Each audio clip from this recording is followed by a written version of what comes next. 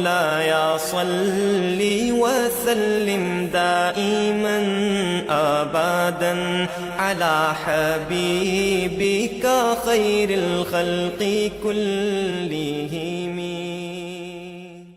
الحمد لله رب العالمين، الصلاة والسلام على خاتم الأنبياء والمرسلين. فأعوذ بالله من الشيطان الرجيم. بسم الله الرحمن الرحيم.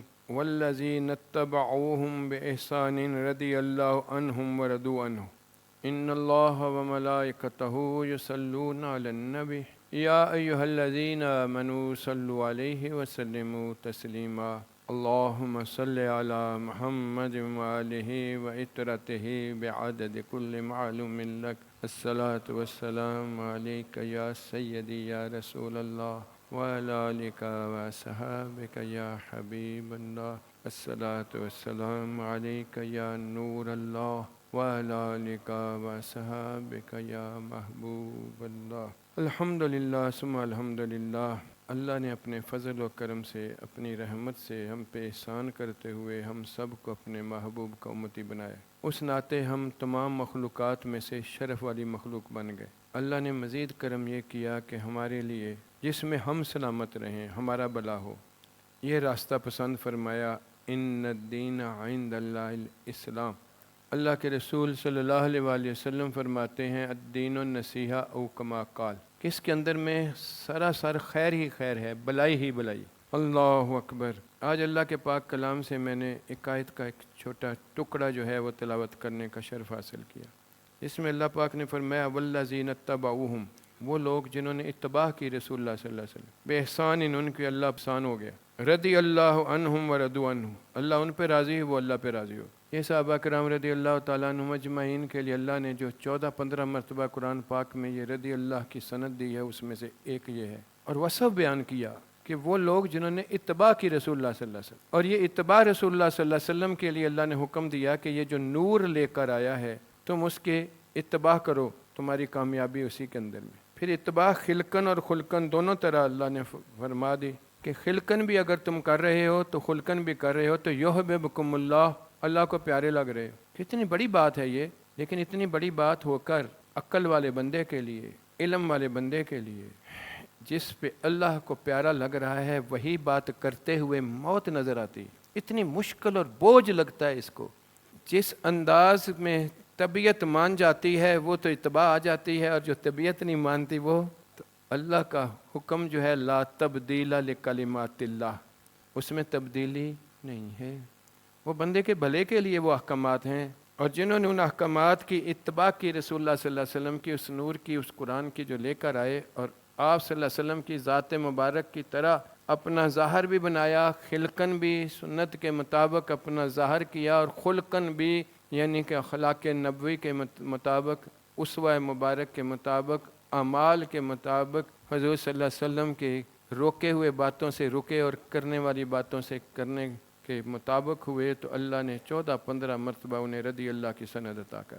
یہ بھی ماہ نیا آنے والا ہے جس کی ابتدا ہی ایک ایسے جری مجاہد کے نام سے ہے جس نے اپنی جان اللہ کی رضا میں زندہ رہتے ہوئے ایمان کے بعد اس اتباع کے اندر میں پورا ڈلتے ہوئے جب اپنی جان دے دی، تو اللہ پاک نے اسے بھی یہ اس بڑے عہدے سے نوازا. آج دنیا کے اندر میں مختلف قسم کے مسائل چلتے جا رہے ہیں. ایک گھر سے لے کر ایک ملک کا اور پوری دنیا کے نظام کے اندر میں اللہ پاک نے اس کائنات کے نظام کو پسند فرمایا تھا جس میں بندے کے لیے بھلا ہو. اور اللہ نے اپنے محبوب کو اس کام کے لیے مبعوث کیا تھا کہ عقل اور علم والے انسان کے اندر میں جہالت اتنی زیادہ ہے کہ جب تک اس کے اندر کا یہ جہل ختم نہیں ہوگا، اتنی دیر تک اس روشنی سے نہیں نہائے گا، تو یہ اپنا بھلا کر ہی نہیں سکتا. دیکھیں تہذیب و تمدن کی تاریخ بہت پرانی ہے. تہذیب و تمدن کی تاریخ بہت پرانی ہے.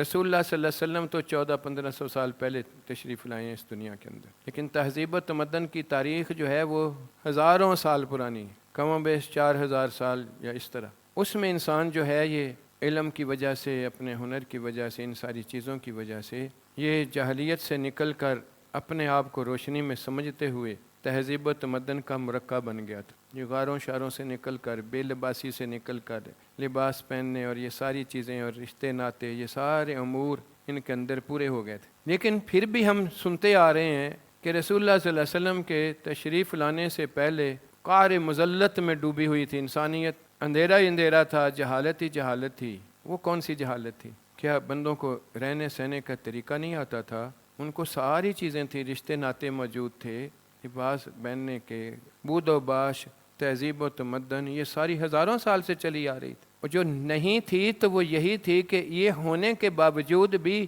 یہ انسان تو ہونے کے باوجود بھی حیوانوں سے بھی بدتر زندگی تھی۔ یہ رشتے ناتے ہونے کے باوجود بھی ماں نیلام ہوتی تھی، بیٹی پیدا ہوتے ہی گلا گھونٹ دیا جاتا تھا۔ اللہ اکبر۔ باپ سب سے بڑی رکاوٹ اپنے راستے میں نظر آتی تھی بچے کو۔ یہ تو چند میں نے مثالیں عرض کی ہیں۔ روشنی بندے کے اندر نہیں تھی، علم موجود تھا، عقل موجود تھی، لیکن وہ عقل اور علم اس کو نفع نہیں دے رہی تھی۔ اللہ نے احسان کر کے اس کو اپنا محبوب دیا، جس کے اندر اللہ نے یہ روشنی ڈال کے رکھی تھی۔ اللہ اکبر۔ آپ کے آتے ہی یہ روشنی دل کے اندر میں آئی، جو ایک دوسرے کے تعلق کو لوگوں نے اس روشنی سے پہچانا کہ یہ جس نے جنم دیا ہے، اس کا حق یہ ہے کہ اس کے قدموں کے نیچے جنت ہے۔ اور وہ حیا جو نصف ایمان ہے، جو بیٹی، اس کے لیے رسول اللہ صلی اللہ علیہ وسلم نے فرمایا جو اس کو اپنی بیٹی کو بڑا کرتے ہوئے اپنی منزل تک پہنچائے گا، قیامت والے دن میرے اس طرح قرب میں ہوگا جیسے یہ 2 انگلیاں ہیں۔ باپ کو بتایا گیا کہ یہ تیرے لیے اللہ کی رضا حاصل کرنے کا پہلا دروازہ ہے، بلکہ دروازہ ہی یہ ہے، اس کے بغیر تو کہیں پہنچ سکتا۔ اس ساری چیزوں نے جو رشتے تو موجود تھے لیکن ان کا تقدس انہیں دے کے رکھ دی۔ اور یہ رسول اللہ صلی اللہ علیہ وسلم کی اتباع کے ساتھ، آپ کی اس علم اور روشنی کے ساتھ جو آپ کے سینہ اقدس سے ان لوگوں کے اندر ایمان کے نور کے ساتھ وہ نور جو داخل ہوا، اس نے وَاتَّبَعُوا النُّورَ الَّذِي، اس نور کی اتباع والا انہیں بنا کے رکھ دی۔ وہ ذات مقدسہ ان کے دلوں کا اتنا بڑا حصہ بن گئی کہ اس کی ایک ایک ادا جو ہے وہ ان کے لیے زندگی کی طرح تھی، اللہ کو پیارا لگنے کی بات تھی۔ اس لیے ہو ہی نہیں سکتا تھا کہ رسول اللہ صلی اللہ علیہ وسلم کے اسوہ مبارک سے ہٹ کر کوئی عمل ان کے ساتھ ہوتا۔ پھر وہ انڈیویجول سے لے کر ایک بندے سے حالت سے لے کر خاندان کے اندر شانتی اور امن اور سکون اور ان ساری چیزوں کے علاوہ پھر پورے سلطنتوں کے اندر میں اللہ پاک نے اس کی نشانیاں بنا کے ہمیں دکھائیں۔ انشاءاللہ یکم محرم کو اس دن میں تو ہم پوری تفصیل سے اس طرح کی باتیں ہوں گی عمر رضی اللہ تعالیٰ عنہ کی سیرت پاک کے حوالے سے۔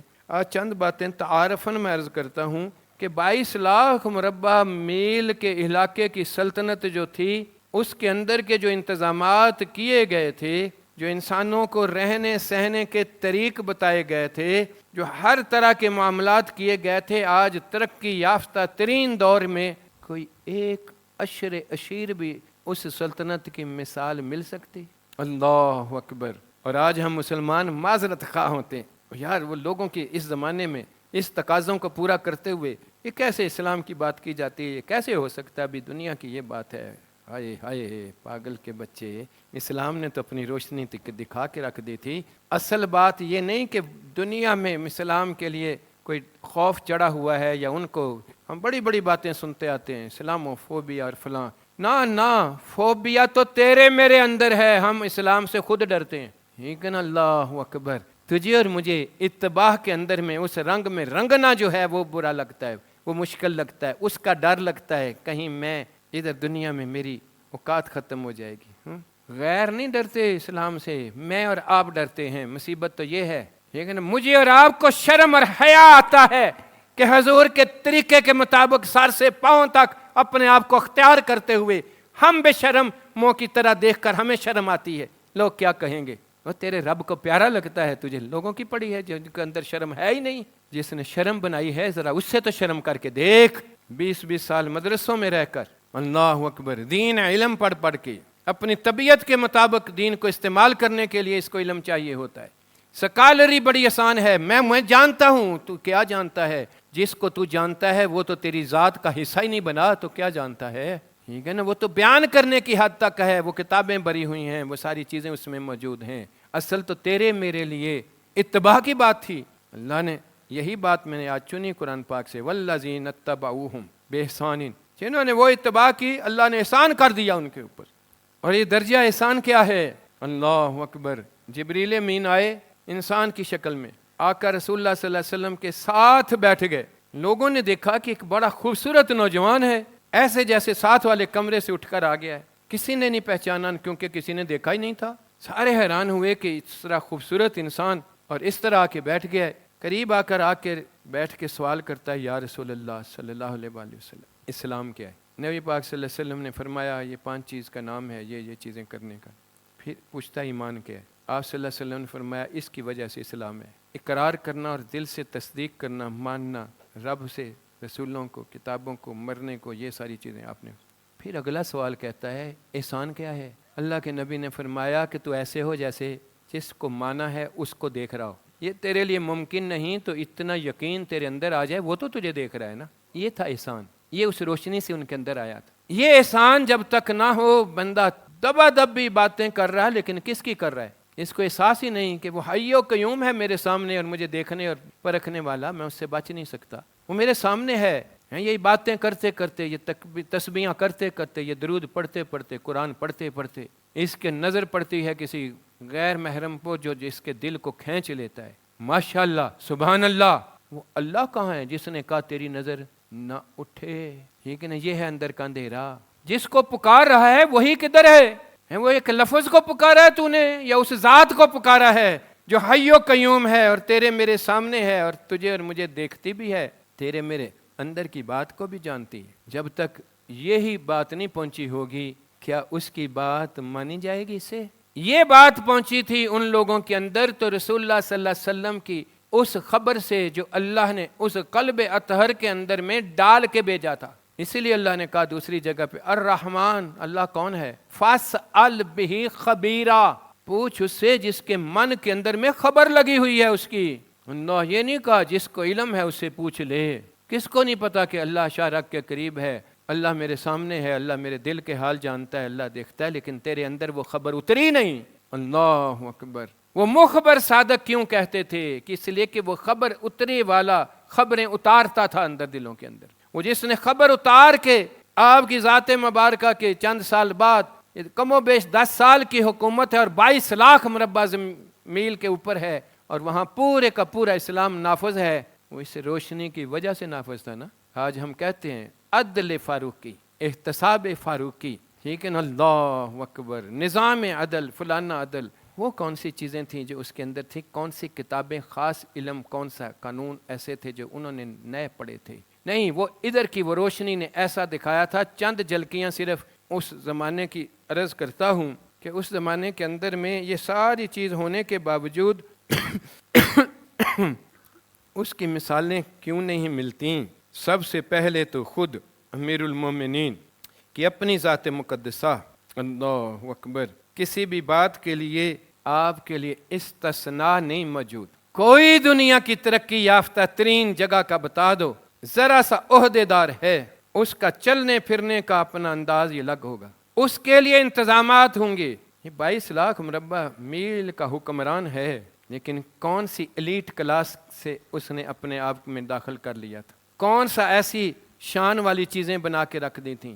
شہر کے مضافات میں چلتے پھرتے ایک درخت کے نیچے اینٹ پہ سر رکھ کر تھکا ہوا ہے تو تھوڑی دیر آنکھ موند کے لیٹا ہوا ہے۔ کون ہے؟ امیر المومنین۔ کوئی لاؤ لشکر سیکورٹی کا ساتھ نہیں ہے، کوئی نوکر چاکر ساتھ نہیں ہے، کوئی گاڑیوں کا کیڈ ساتھ نہیں ہے۔ باہر سے بندہ آتا ہے، وہ دیکھتا ہے ایک مسافر ادھر ہے، اس کو پتہ نہیں ہے اس نے امیر المومنین کو ملنا ہے، آ کے اس کے قریب آتا ہے، اٹھتا ہے، بھائی یہیں کے ہو؟ ہاں، آپ کے صدارتی محل کا مجھے ایڈریس چاہیے، میں نے وہاں جانا ہے، میں فلاں جگہ سے آیا ہوں، یہ رکا لے کر آیا ہوں، ان کو پہنچانا ہے۔ آپ اٹھتے ہیں، بیٹھتے ہیں، اپنی چادر ادھر بچھاتے ہیں، اس کو کہتے ہیں ادھر بیٹھو اور بتاؤ کیا بات ہے۔ اس کہتا ہو بھائی میں نے اس کو جا کے ملنا ہے، میں تو اس راستہ پوچھ رہا ہوں۔ کہتے ہیں یہ عاجز فقیر ہی عمر ہے۔ اللہ اکبر، اللہ اکبر، اللہ اکبر، اللہ اکبر۔ کیا یہ تھا توکل علی اللہ؟ یہ تھا وہ مالک ہے میرا، یہ تھا موت میری اس کے پاس ہے، اور جب تک نہیں آئے گی تو مجھے لاؤ نا کسی بڑی سے بڑی سلطنت والے بندے. اللہ ذات سے شروع کی اس نے یہ بات. اللہ اکبر. اور پھر خود نہیں اپنے پورے نظام والے لوگوں کو بھی اسی رنگ میں رنگ کے رکھ دیا. جس کو گورنر بنایا جاتا تھا اس کو کہا جاتا تھا دیکھ تیری آج یہ اوقات ہے, جب تو سال 2 سال بعد تجھے واپس بلایا جائے تو یہ نہ ہو کہ تو زیرو سے ہیرو بنا ہوا ہو. تیرے آج اثاثے یہ ہیں اور بعد میں جو ہیں ان کی اکاؤنٹیبلٹی نہ ہو, پوری گنتی نہ ہو سکے. اللہ اکبر. یہ بادشاہیت ہو کر بھی عاجزانہ خسروی.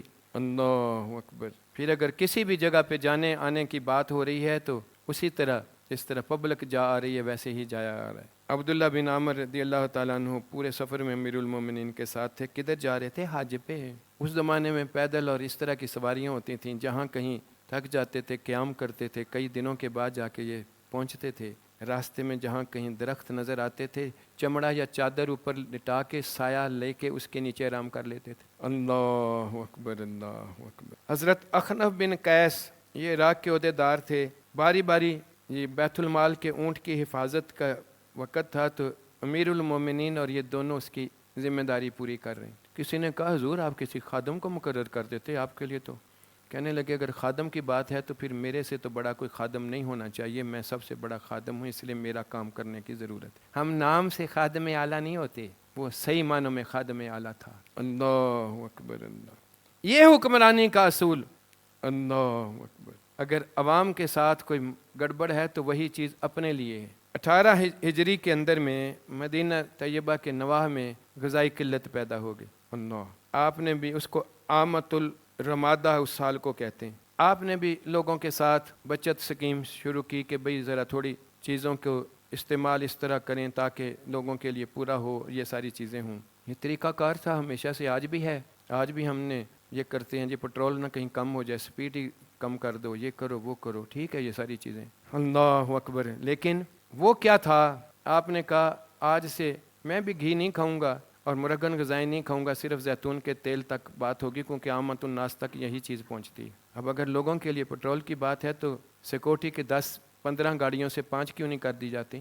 وہ تو اسینشیل ہے, بڑی ضروری چیز ہے, اس کے بغیر گزارا نہیں ہو سکتا کسی بھی چیز کا. لیکن عوام کے لیے جو مرضی کر دو ان کے لیے ہے. وہ تھا عوام کے ساتھ عوام کی طرح. حتیٰ کہ صحابی فرماتے ہیں کہ ہم نے دیکھا کہ یہ ابن سعد طبقات الکبریٰ اور ان کے اندر میں یہ باتیں لکھی گئی ہیں. ہم نے دیکھا کہ آپ کے پیٹ سے آوازیں آنا شروع ہو گئی ہیں خشکی کے ساتھ. تو کہنے لگے پیٹ تو جتنا مرضی بول, اتنی دیر تک مرغن غذا تیرے اندر نہیں جائے گی جب تک مدینے کے لوگوں کو اندر نہیں جاتی. اللہ اکبر. اللہ اکبر. پھر بساط سے بڑھ کر لوگوں کے خیال کی باتیں. سیدنا طلحہ رضی اللہ تعالیٰ عنہ وہ چپ کے ان کے پیچھے جا رہے ہیں, دیکھتے ہیں کہ یار یہ بندہ نکلتا ہے, ایک گھر میں داخل ہو جاتا ہے, کچھ گھنٹوں کے بعد نکل کے پھر واپس چلے جاتا ہے. انہوں نے کہا پتہ نہیں کیا بات ہے. وہ دوبارہ ان کے پیچھے اس گھر میں گئے, دیکھا تو وہاں ایک بوڑھی بیٹھی ہے اور کوئی بھی نہیں. کہا بی بی یہ ایک بزرگ ادھر آئے تھے ابھی. کہتے ہیں ہاں یہ تو کئی سالوں سے آتا ہے, کئی مہینوں سے. اس لیے کس لیے آتا ہے کہ میں ابھی اٹھ پھر نہیں سکتی, میری ضرورت کی چیزیں مجھے دے جاتا ہے اور گھر کو صاف ستھرا کر کے چلے. وہ ایسے حیران ہو گئے اور اپنے آپ کو کہنے لگے تیرے پہ جو بھی انہوں نے کہا اپنے آپ کو, تو امیر المومنین کی جاسوسی کرنے آیا تھا, تو بھی اسی شہر میں رہتا ہے, تجھے کیوں نہیں نظر آیا کہ میں یہ کام کر دوں؟ والذین اتبعہم بإحسان رضی اللہ عنہم ورضوا عنہ.